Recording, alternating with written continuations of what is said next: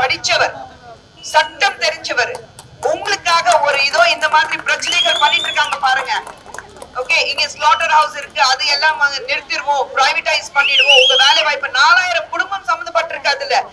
Okay, ஆடு தொட்டி அதுல 4000 குடும்பம் சம்பந்தப்பட்டிருக்கு. அது எல்லாத்துக்கும் உங்களுக்காக வாதாடி திருப்பி வாங்கி கொடுக்க முடியும். ஏன்னா சட்டம் தெரிஞ்சவர். அதனால அதே மாதிரி எங்களுடைய வேட்பாளர்கள் பாத்தீங்கன்னா எல்லாரும் நம்மளுடைய பிரதமர் நரேந்திர மோடி அவர்கள் என்ன சொல்றாரு, மக்களுக்கு சேவை செய், பலன் எதிர்பார்க்காதுன்னு சொல்றாரு. நான் உங்களுக்கு சேவை செய்யறதுக்காக மட்டும்தான் இருக்கோம்.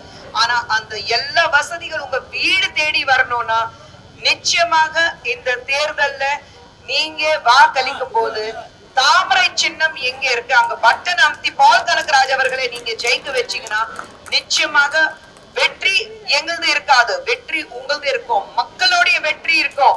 உங்க வெற்றிக்காக நீங்க தாமரை சின்னத்துக்கு வாக்களிங்க. மறந்துடாதீங்க தாய்மார்களே, ஏன்னா நிறைய பேர் தாய்மார்கள் இங்க இருக்கீங்க.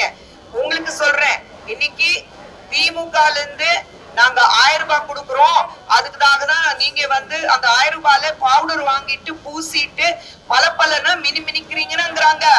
எப்படி அவங்க கொடுக்குற 1000 ரூபாயில நீங்க பவுடர் வாங்கி பூசிட்டு, நான் சொல்றேன் நீங்க உண்மையில மனசார சந்தோஷமா இருந்தீங்கன்னா அந்த அழகு உங்களுக்கு வெளியில முகத்துல தெரியும். ஆனா திமுக ஆட்சியில கடந்த 3 வருடத்துல அந்த சந்தோஷம் இல்ல. தமிழ்நாட்டுல மட்டும் உங்களுக்கு தெரியும், கடந்த 3 வருடத்துல 11,000 கிலோகிராம் போதைப் பொருட்கள் மீட்கப்பட்டிருக்கு. எவ்வளவு? 11,000 கிலோ.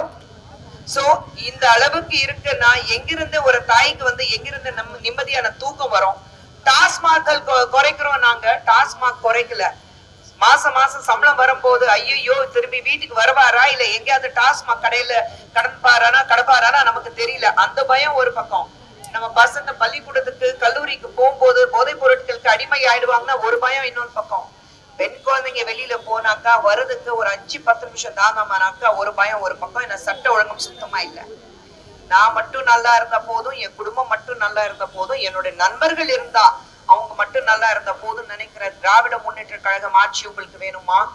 இல்ல, என் மக்கள் நல்லா இருக்கணும், அவங்க குடும்பம் நல்லா இருக்கணும், இன்னைக்கு இல்ல அடுத்த தலைமுறை அவங்களுக்கு நல்லா இருக்கணும்ங்கிறதுக்காக நம்ம பிரதமர் தேர்ந்தெடுத்த பால் கனகராஜ் உங்களுக்கு வேணுமா? நீங்க முடிவு பண்ணணும்.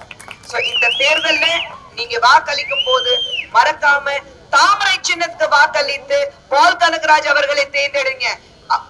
3வது முறை ஆட்சி சென்ட்ரல்ல நமக்கு வரப்போது ஒரு ஹேட்ரிக்ல வந்து ஒரு பிரதமர் மோடி அவர்கள் சென்ட்ரல்ல ஒரு பிரதமராக வர போறாரு.